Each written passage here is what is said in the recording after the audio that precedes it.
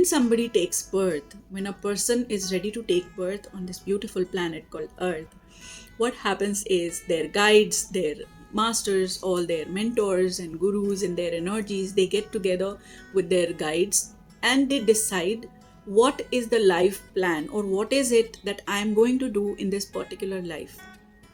Once that plan is sorted, then it is decided what are the lessons that I want to carry on.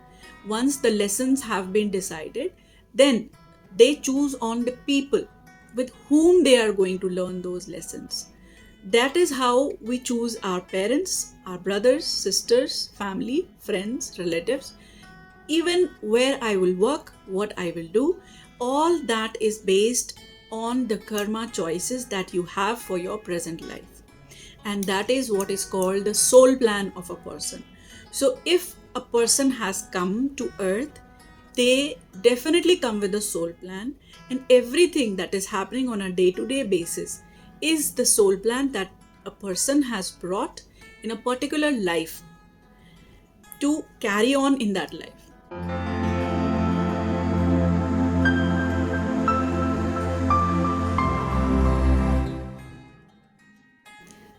Atma Namaste to all the divine hearts, and I welcome you all to my channel Divine Heart Journeys. And this is me, Tanu Kaushal, here today with you. We're going to discuss about further karma, what are the cycles of karma, and can I ever get rid of my karma that I have incurred in my lives. And also we will look upon the types of karma that we have, what are the types of karma, and how do I incur those karmas. So first of all, let's have a small brief discussion about what is karma. As we have discussed in the last video about karma, any actions, thought process, or any steps that you take on a day-to-day basis, any of actions, intentions, my thoughts, my choices, and even if I don't take any action and I avoid taking action where I need to take action, all these things can lead to karma. So on a daily basis, whatever I do or I choose not to do, that is what creates my karma. That is what creates my account of my whole karma. This is on the basis of daily routine that I am following, and that is how I am incurring my karma. Karma doesn't get created only when you are doing something.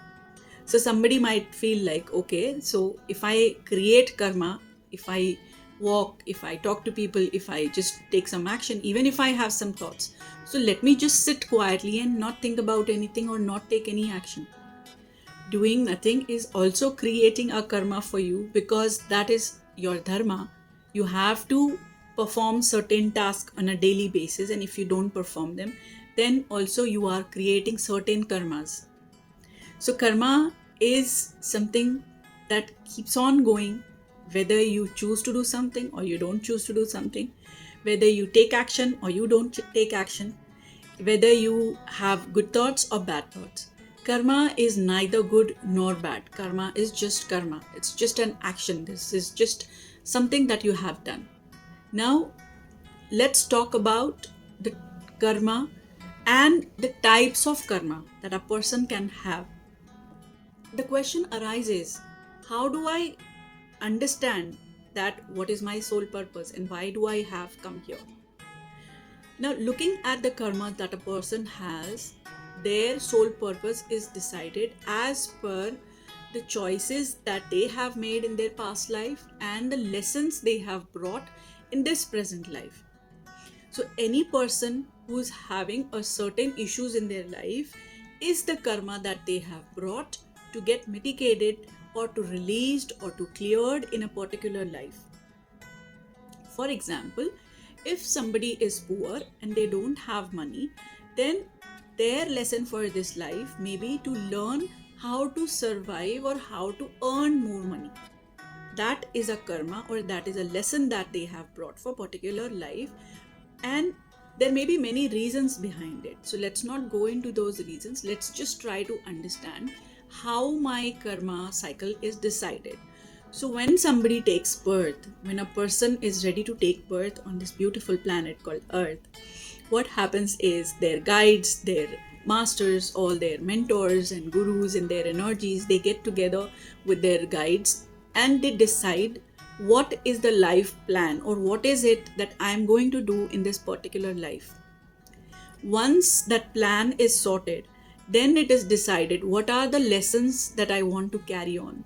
Once the lessons have been decided, then they choose on the people with whom they are going to learn those lessons. That is how we choose our parents, our brothers, sisters, family, friends, relatives, even where I will work, what I will do. All that is based on the karma choices that you have for your present life. And that is what is called the soul plan of a person. So, if a person has come to earth, they definitely come with a soul plan, and everything that is happening on a day to day basis is the soul plan that a person has brought in a particular life to carry on in that life. Also, if a person doesn't has karma, what will that person do? What that person has to do is decided by karma. So a soul plan is laid out for a person, and accordingly, whatever they have to achieve, each and every step is destined, each and every step is planned. And that is how we carry on the lives that we have chosen to be in this beautiful dimension. Also, there is an exception. Whenever a person comes for a certain life lesson, they have the choice of free will. Suppose I have come here to learn a lesson and I don't want to learn that lesson in this life, or for some reason, if I have to learn the lesson of empathy and I am not ready to do that, I am a very cruel person, then out of my free will choice, I choose not to go on to that path of empathy and I choose to be cruel again. My guides, my mentors, my teachers and their energies, my guardian angels, they will try to send me messages, they will try to give me messages through the inner voice that we have into ourselves. And that is what tells us what is right and what is wrong, what you should do and what you should not do. Now, once that inner voice keeps telling this is the wrong path, don't take it, then accordingly, if you don't follow the path, then what happens is you again incur some karma. And the path that you have chosen, if you deviate from your path, then you are accumulating new karmas in that path itself. Plus, when you come on for the next life, it becomes even more difficult. You are given more difficulty levels because you have added to your own karma. You have added to it into your life. So this is how the karmas get accumulated. This is how a person can keep on going and increasing their karmas that they have in a particular life. Now, let's take another example of a person who has chosen to be a good father in a particular life. But what happens is, out of their own ignorance or out of their own choice, if that person doesn't play the role that they have chosen for to be a good father, and they go on to just be on their own, just do what they feel like doing, not taking up the responsibilities of a father, what happens is that particular responsibility doesn't get fulfilled and the person ends up creating new karma, and then in some other life they may choose to come back again as father and children and then sort the karma that they have chosen or play the roles that they have chosen in that particular life. The concept of karma is not something that is very easy to understand, and as per the different traditions or different religions, we can try to understand what they mean by karma. Let's start with Hinduism. So, as per our religion, Hinduism, it is said that karma is very closely tied to the cycles of life and death and reincarnation, or coming into this samsara, coming into this beautiful dimension we call 3D or we call Earth. The goal for coming here is to accumulate good karma, to get more and more good karma, and to mitigate or to erase whatever we have collected as the negative karma. And the final purpose for us is to gain moksha or attain moksha, which is a form of liberation from the cycle of life and death, and also getting released from the cycle of karma.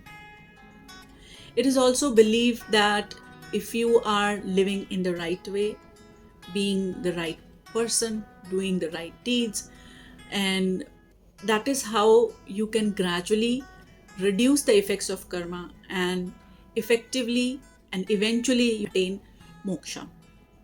This is as per the Hindu traditions and the Hindu belief systems. Similarly, if we talk about Buddhism, Buddhism talks about nirvana. Buddhism says that if you are true to yourself, if you are somebody who follows their dharma, who takes care of their duties, then in that case, what happens is then your karmas get transmuted, and at the same time, you receive liberation, which is also called nirvana. And it is said that the karmas are not fixed as per Buddhism. If you are mindful, if you are taking actions in a very positive manner, if you are a truthful person, and if you are practicing the right actions, right speech, following the right kind of principles, having the right kind of livelihood, not accumulating any kind of negative karmas, and you accumulate positive karmas only. So that is how over time you will be able to reach nirvana and be free and liberated. Similarly, if we look at Jainism, Jainism also emphasizes on karma and practice ahimsa. And if you are truthful, you are practicing non-violence. If a person who tries to be true to their own self and also to be helpful to everyone, have compassion in their heart, that is what is going to shed your karma. And that is how it says that in Jainism, it is clearly stated that you can get rid from cycles of life and birth. So as per all these belief systems, you have a choice. You always have a choice whether to choose good karma or to choose bad karma. And if you keep on choosing good karma, you are able to reduce the negative karmas that you have accumulated, and that is how you can reach the goal of liberation. I just hope that I was able to give some clarity to all of you. And don't forget to like, share, and subscribe. Thank you so much, everyone, for joining in. Atma Namaste.